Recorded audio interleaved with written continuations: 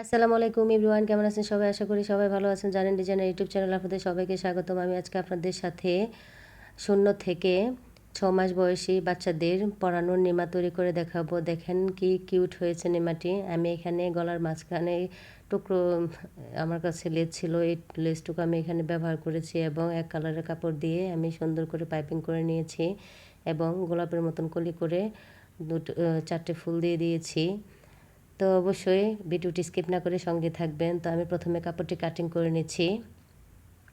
তো এটা আমার টুকরো কাপড় ছিল, তো টুকরো কাপড়টুকু দিয়ে আমি কাটিংটা করে নেব জামাটা তৈরি করার জন্য। তো আমার এখানে পাশে আছে 6.5 ইঞ্চি। তো আমার বগলের অংশ নেব 2 ইঞ্চি চওড়া এবং 2 ইঞ্চি লম্বা নিয়ে আমি বগলের অংশটা দাগ নিয়ে নিলাম এবং মাঝখানের অংশে 1 ইঞ্চি দাগ ডাউন করে কাটিং করে নেব। তো এই পর্যায়ে আমি জামাটি তৈরি করবো 11 ইঞ্চি লম্বায়। তো আমি বগলের অংশটাও কাটিং করে নিলাম। তো আমার কিন্তু নিমাটি কাটিং করা প্রায় শেষ। আমি নিচের দিকে একটু ফিনিশিংয়ের জন্য কোনার সাইডে একটু বেশি করে ডাউন করে কাটিং করে নিলাম।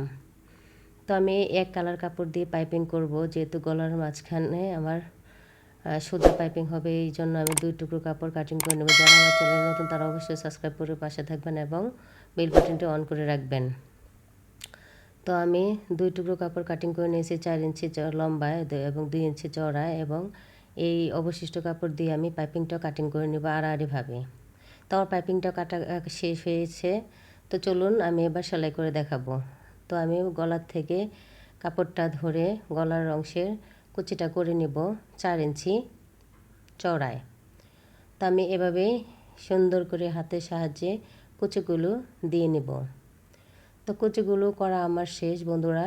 আমি এই পর্যায়ে মেপে দেখাচ্ছি। এখানে আমার 4 ইঞ্চির একটু বেশি আছে 200। তো আমি এই কাপড়টা এখানে যে সোজা পাইপিংটা করবো, এই কাপড়টা 2 ইঞ্চির চওড়া এবং 4 ইঞ্চি চওড়া লম্বা যে কাটিংটা করে নিয়েছিলাম, এই কাপড়টা নিচের দিকে বসিয়ে কুচির কাপড়টা উপরের দিকে বসিয়ে আমি কাপড়টা সেলাই করে নেব এবং সোজা সাইডে এনে আরেকটি ভাঁজ দিয়ে মাথার সাইডে আমি সুন্দর করে ভাঁজটি আঙুলের সাহায্যে চেপে চেপে ভেঙে এর ভিতরে একটি লেস বসিয়ে দিয়ে এর উপর সেলাই দিয়ে আটকে নেব। তো আমি সেলাইটি দিয়ে নিলাম। তো সেলাইটি করার পর আমি আরও একটি পার্টও অফ ক্যামেরা তৈরি করে নিয়েছি এবং দুটি পার্ট আমি একসাথে করে উল্টো সাইডে ধরে সাইডটা সেলাই দিয়ে নেব।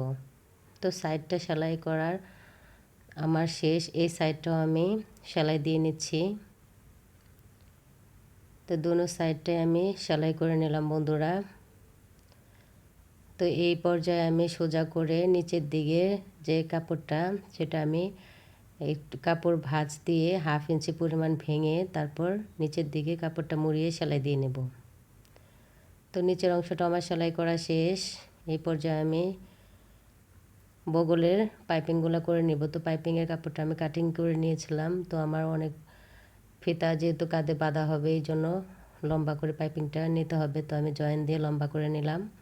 তো মাঝখান বরাবর বসিয়ে উল্টো সাইডে পাইপিংয়ের কাপড়টা রেখে আমি সোজা সাইডে বগলের অংশের উপরে সেলাইটি দিয়ে নিয়ে পাইপিংয়ের কাপড়টা লাগিয়ে নেব। তো পাইপিংয়ের কাপড়টা লাগানোর পর মাথা থেকে ধরে দুনো সাইড থেকে মুড়িয়ে ধরে ভাঁজ দিয়ে সেলাই দিয়ে পাইপিংটা আমি করে নেব। তো আমি দেখতে পাচ্ছ বন্ধুরা কিভাবে পাইপিংটা করতে হয়। তো এইসব নিমাতে সাধারণত এইভাবে পাইপিং করে থাকি।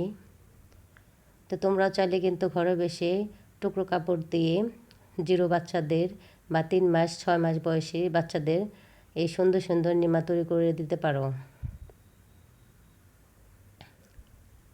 তো আমার পাইপিংটা করা শেষ বন্ধুরা। তো পাইপিংটা আমি করে নিলাম। একই নিয়মে আমি আরেকটা বগলের অংশ পাইপিংটা করে নেব।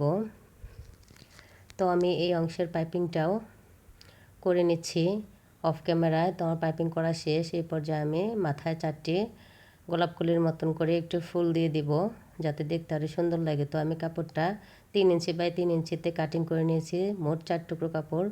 তো যেহেতু 4টা ফুল হবে, তো আমি কোনাকুনি ভাঁজ দিয়ে এর উপর পাইপিংয়ের কাপড়টা মাথাটা বসিয়ে তো এই পাশ থেকে মুড়িয়ে ওই পাশ থেকে মুড়িয়ে ভাঁজ দিয়ে সুন্দর করে আমি সেলাই দিয়ে নেব। এই পর্যায়ে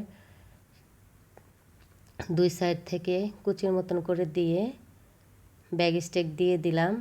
তো দেখো বন্ধুরা, আমার ফুলটি তৈরি করা হয়ে গিয়েছে। তো আমি এইভাবেই 4টে ফুলই তৈরি করে নেব। ফুলটি তৈরি করার পরে কিন্তু অনেক সুন্দর লাগছিল নিমাটি। তো বন্ধুরা, আমার নিমাটি তৈরি হয়ে গেছে। তো কমেন্টে জানাবে অবশ্যই কেমন হয়েছে। Thank you for watching. আল্লাহ হাফেজ।